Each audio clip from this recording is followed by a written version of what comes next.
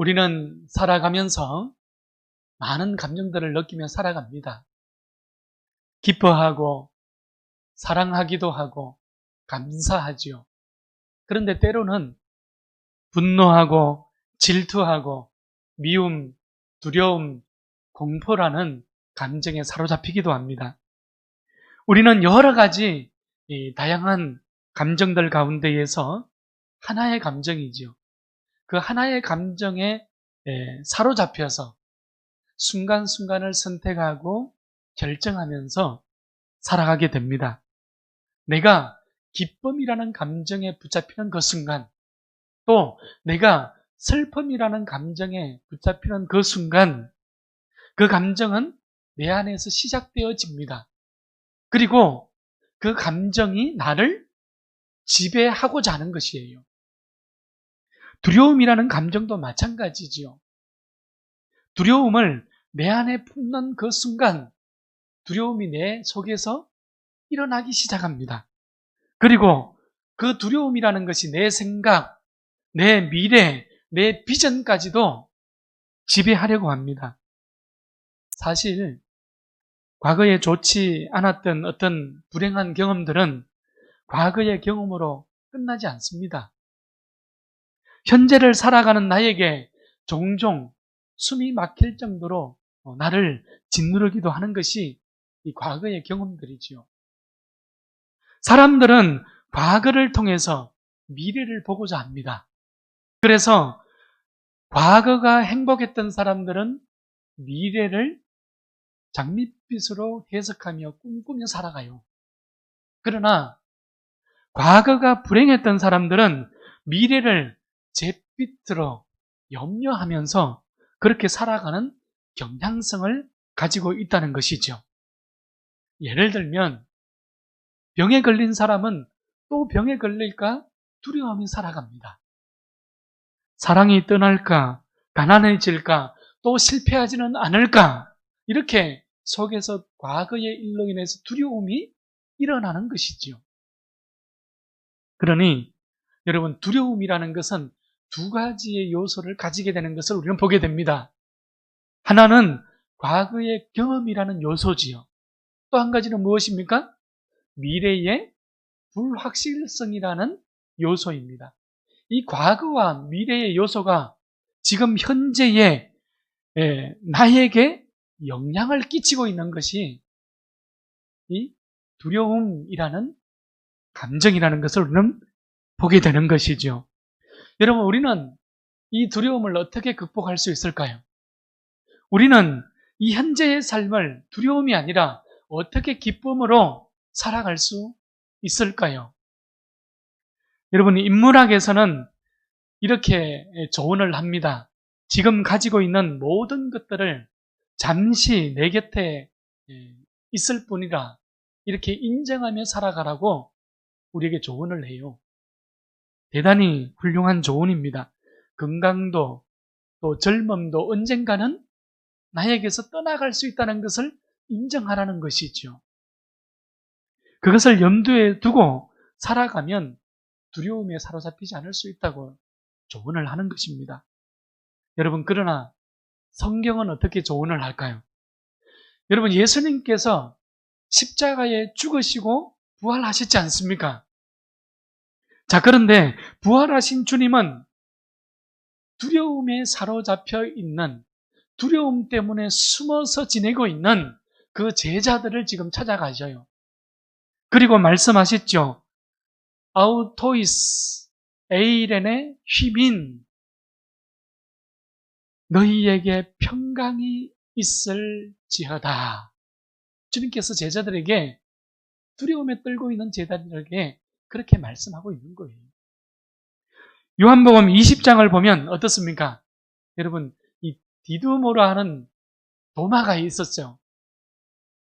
이 도마는 예수님께서 아우토이스 에이렌의 휘민이라고 얘기하는 그 자리에 함께 하지 않았어요. 다른 제자들이 우리가 부활하신 주님을 봤다, 만났다 이렇게 말씀하니까 도마가 어떻게 이야기합니까? 나는 주님의 손에 그 못자국을 내가 봐야 되겠다. 그 옆구리에 내 손을 넣어봐야 나는 믿을 수 있다. 이렇게 고백을 하지 않습니까? 여러분, 사람들은 대체로 자기가 믿고 싶은 것을 믿으려고 합니다. 우리도 도마처럼 내가 믿고 싶은 것만 믿으려고 합니다. 그러나 성경은 믿음이라는 것을 어떻게 정의하고 있습니까? 믿음은 나의 자질이 아니라 하나님께로부터 주어지는 선물이라고 이야기하는 거예요. 데우토, 도론, 하나님으로부터 주어지는 하나님의 선물이라는 얘기입니다.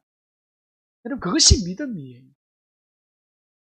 믿음은 내가 타고난 어떤 성품이나 어떤 능력에 의해서 가지기도 하고 가지지 못하는 그러한 것이 믿음이 아닌 거예요. 거저 주시는 하나님의 카리스지요. 거저 주시는 하나님의 은혜의 선물이다 이 말입니다. 구원받고자 작정된 바로 그 자녀들에게, 성도들에게 거저 주시는 하나님의 은혜, 거저 주시는 하나님의 선물이 믿음이라는 것입니다. 사랑하는 여러분, 이 거룩한 주일 아침에 주님의 십자가를 향하여 다시 돌아설 수 있기를 바랍니다. 주님의 못자국을 향하여 다시 돌아설 수 있기를 바랍니다. 예수님의 행적과 나의 발걸음이 일치되는 자리로 우리는 다시 나의 삶의 자리를 돌려놓을 수 있어야 하는 거예요. 여러분, 그러면 다시 주님의 돌보심을 경험하게 될 것입니다. 그러면 다시 어떤 상황과 두려움도 침착하게 다룰 수 있는 능력을 얻게 될 것입니다. 오늘 예수님의 행적 19번째 시간을 따라가면서 이런 놀라운 은혜가 예배드리는 우리 모두에게 주어질 수 있기를 축원합니다. 자, 이제 날이 저물고 있습니다. 어두워지는데 예수님은 배를 타고 제자들과 함께 갈릴리 저편으로 가자고 말씀하셨지요. 5장 1절로 가보면 갈릴리 호수 동편에 있는 그라사 지역을 지금 이야기하는 것입니다. 오늘 본문 36절을 보면 제자들뿐만 아니라 몇 척인지 우리는 알 수 없지만 다른 배들도 함께 이 갈릴리 호수를 저편을 향하여서 그라사 지역을 향하여서 노를 젓고 있는 모습을 우리는 보게 됩니다. 자, 그런데 예수님의 일행이 어떻습니까?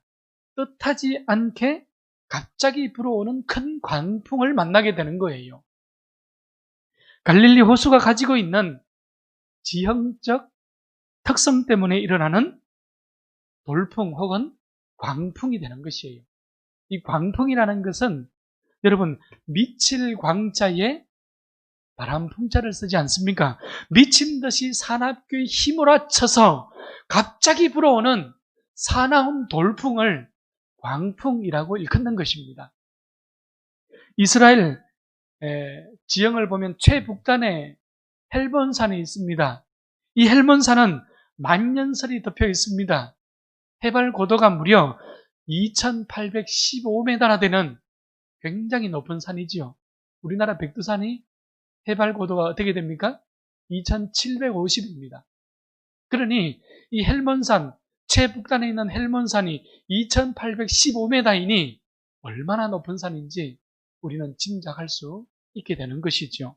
자, 그러나 오늘 사건이 일어나고 있는 이 갈릴리 호수는 여러분 해수면이죠. 지중해 해수면보다 무려 200m나 아래에 낮은 지형에 있는 것이 갈릴리 호수입니다. 그리고 이것보다 더 낮은 지역이 또 있죠. 사해입니다. 사해는 무려 400m나 해수면보다 낮은 곳에 위치해 있어요. 여러분, 그러니 헬몬산과 이 갈릴리 그리고 사해 지역이 얼마나 고도가 차이가 있는지 우리는 엄청난 그 고도의 지형의 특성을 우리는 살펴보게 되는 것이지요.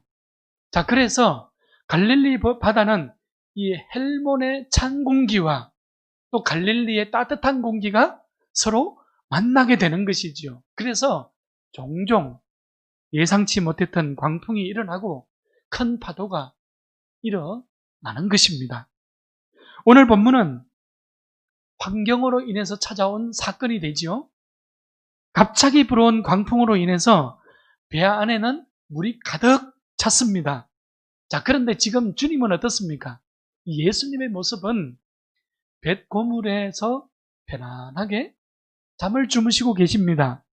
예수님께서 얼마나 깊이 잠이 들었는지 마치 죽은 사람처럼 쓰러져 주무시고 계시는 모습을 우리는 보게 돼요.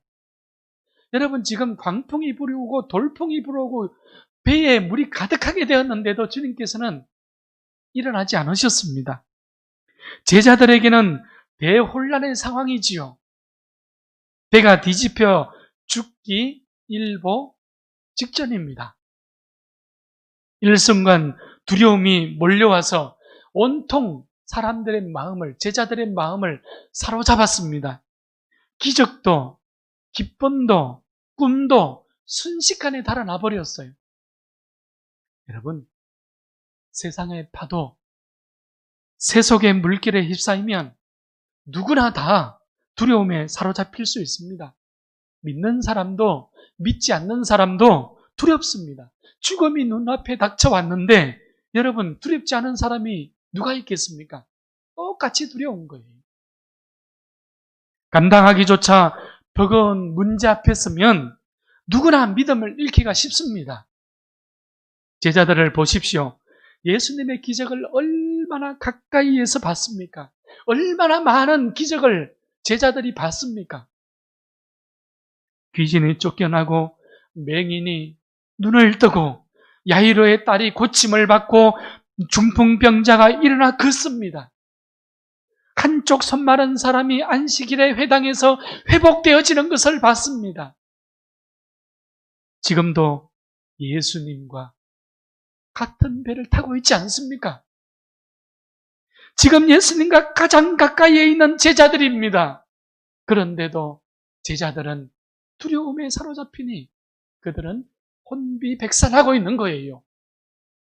두려움에 휩싸여서 제자들은 주님이 지금 나와 함께 하신다는 사실조차 까맣게 잊고 있는 거예요.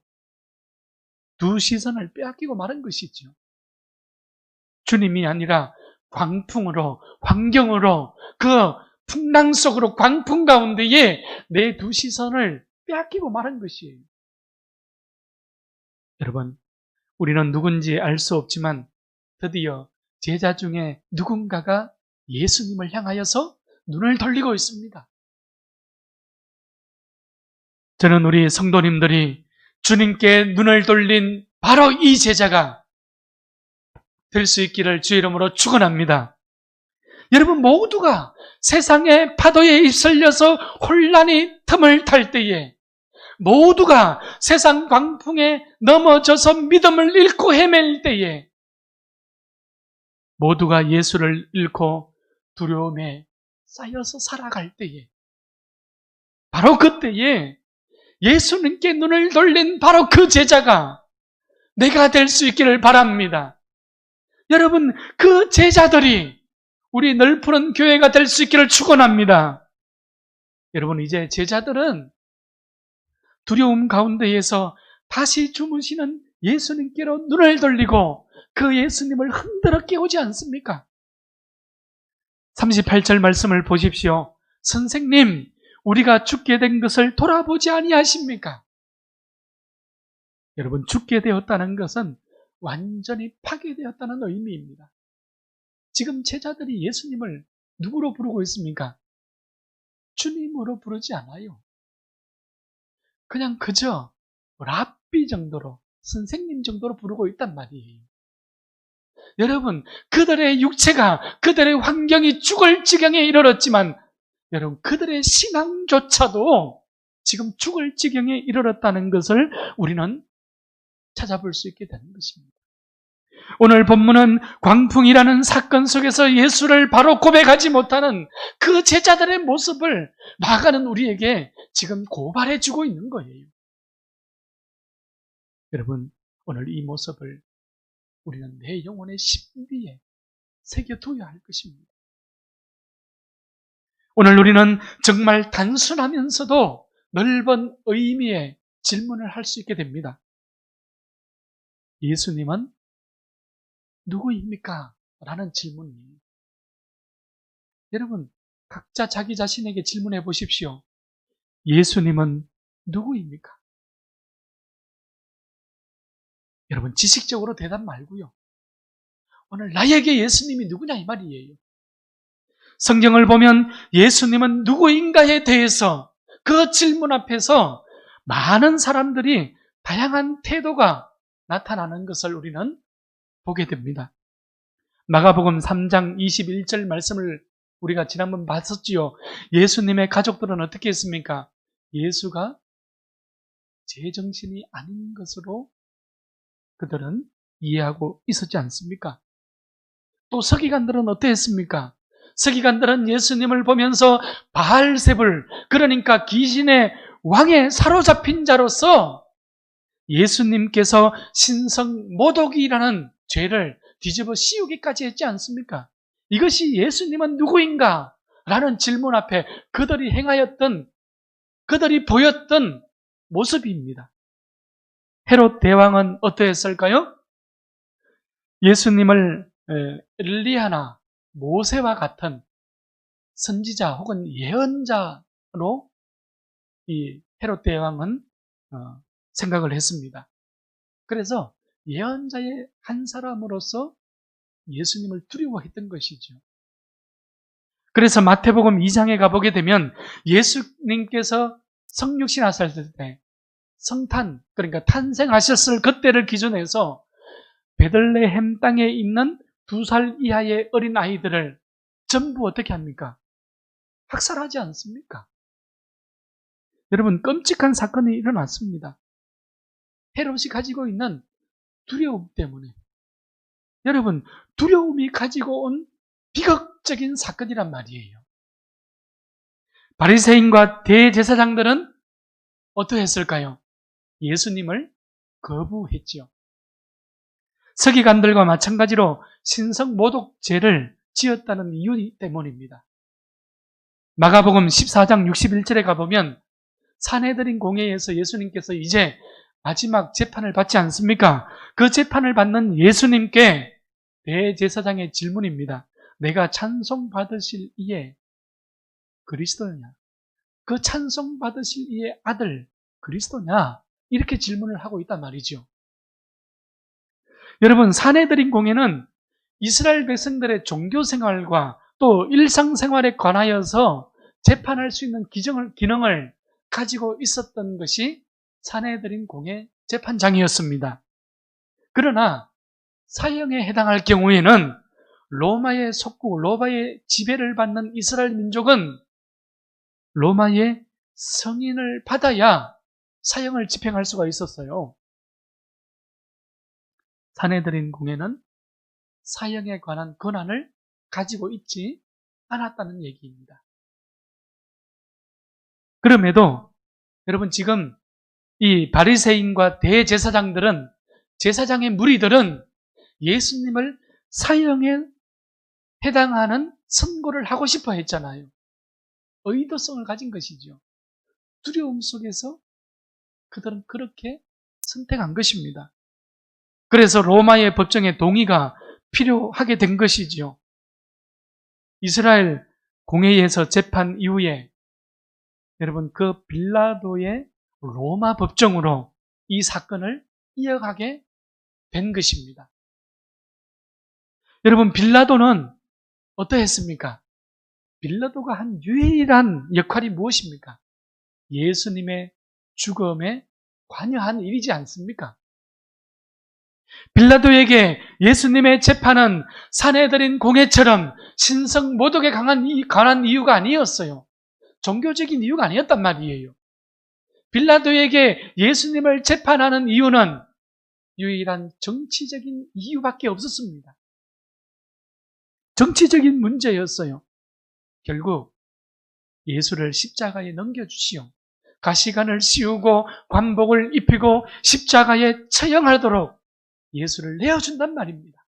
그것이 빌라도가 관여한 유일한 일이었습니다. 오직 두려움이 가져온 무지의 결과요, 두려움이 가져온 죄의 결과물이었습니다. 그럼에도 하나님은 이 사건을 인류의 구원의 길로, 화해의 길로 이끄시고 계시지요. 그것이 십자가의 화해의 사건입니다. 두려움으로 닫혀졌던 문들을 생명으로 활짝 여신 것이지요. 여러분, 오늘 본문으로 다시 돌아옵시다. 이제 예수님이 깨어서 바람을 꾸짖지 않습니까? 잠잠하라, 고요하라, 할렐루야. 그리고 제자들에게 어찌하여 이렇게 무서워하느냐? 너희가 어찌 믿음이 없느냐? 제자들의 신앙 없음을, 제자들의 불신앙을 강도 높게 책망하고 있는 예수님의 모습을 우리는 보게 됩니다. 결국 문제는 여러분, 우리의 믿음이라는 것을 우리는 보게 되는 거예요. 제자들의 두려움은 믿음 없음의 결과물이었기 때문입니다. 말씀을 정리합니다. 여러분, 오늘 제자들은 죽을 것 같은 두려운 풍랑을 만났습니다. 이런 상황에서 세상에는 답이 없는 거예요. 그러나 우리는 눈을 들어서 하나님을 볼 수 있지 않습니까? 우리 하나님은 어떤 하나님이십니까? 바람과 파도까지도 순종하게 하시는, 잠잠하게 하시는 창조주이지 않습니까? 자연과 우주를 통치하시는 만물의 통치자가 우리 하나님이십니다. 갈릴리 바다를 건너가는 이 작은 배의 선장이 누구입니까? 예수님이시지 않습니까? 죽음을 정복하고 여러분, 이 시간, 이 역사에 부활하신 유일한 구원자가 누구이십니까? 오직 예수님 한 분밖에 없단 말이에요. 예수님은 여러분, 십자가라는 죽음의 풍랑 가운데에서도 나를 포기하지 않으신 구원자, 메시아이지 않습니까? 예수님은 십자가에서도 나를 포기하지 않으셨는데 살아가면서 만나는 눈물의 언덕, 고난의 언덕에서 우리를 버리시겠습니까? 하나님은 결코 우리를 포기하지 않는 분이에요. 하나님은 결코 우리를 버리지 않는 하나님이십니다. 여러분, 미안한 표현이지만 오늘 본문에서 제자들이 만난 그 풍랑은 어찌 보면 시시한 고난이란 말이에요. 왜요? 만물의 통치자가 그 배의 선장이었기 때문이지요. 만물의 창조주가 지금 제자들과 함께 있었기 때문이지요. 오늘 본문은 우리에게 다시 질문하고 있습니다. 그가 누구이기에 바람과 바다도 순종하는가? 제자들은 예수님은 누구인가? 라는 질문 앞에서 오늘 38절 말씀해 보십시오. 선생님, 여러분, 그 예수님을 랍비라고 부르고 있는 거예요. 마태복음 16장 16절을 가보면 제자들 가운데에서 유일하게 베드로만이 주는 그리스도시요 살아계신 하나님의 아들이십니다. 여러분, 이렇게 고백하고 있지 않습니까? 하나님을 아는 알미, 예수님을 아는 알미, 이토록 중요합니다. 하나님을 알고 그 하나님을 알리는 교회, 하나님이 하시면 됩니다. 하나님 한 분이면 충분합니다. 여러분, 이런 믿음의 고백이 식지 않는 교회, 이런 믿음의 등불이 꺼지지 않는 교회, 이런 소망의 빛을 온 세상 가득히 밝히는 우리 널푸른 성도들, 성탄의 기쁨을 안고 대림절을 지나며 소망의 빛을 가슴에 가득히 안고 이 어두운 시대를 넉넉히 지나가는, 그래서 구원의 성탄의 빛을 온 땅에 밝히 비추는 우리 모두의 삶의 자리가 될 수 있기를, 또한 이 한 주간과 우리의 일평생의 발걸음이 될 수 있기를 축원합니다.